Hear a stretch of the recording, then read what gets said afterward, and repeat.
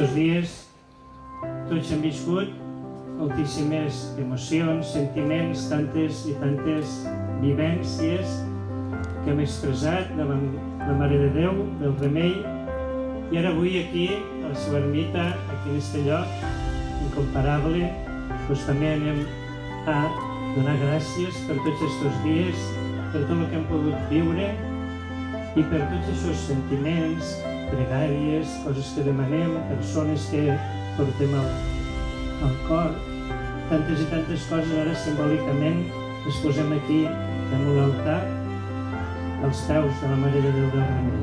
Una cant va viure tan intensament aquesta relació amb l'ermita, membres, Josep Cor, casteller, i també en acció de gràcies per aquesta celebració.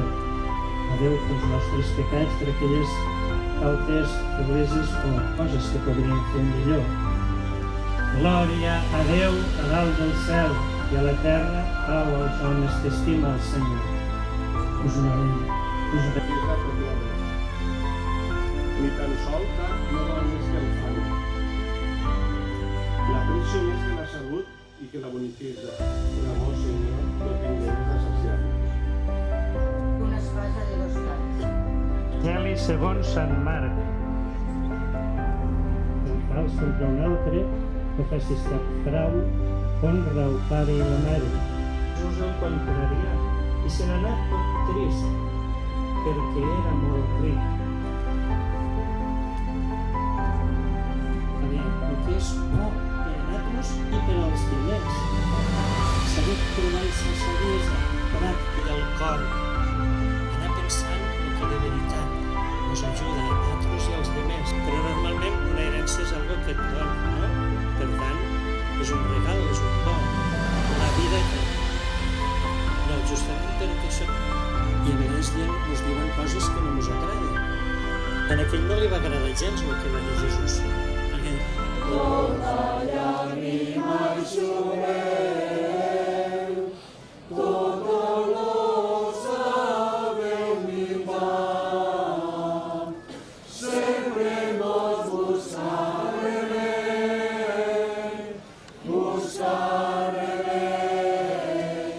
nostre poble d'Alcanà.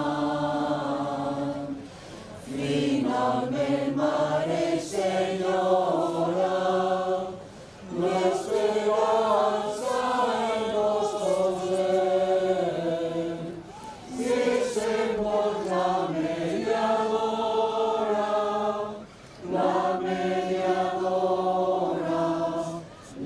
gloriata més serem, i agraïts a favor tant, tots els som ànima i sang, sempre tot buscar remei,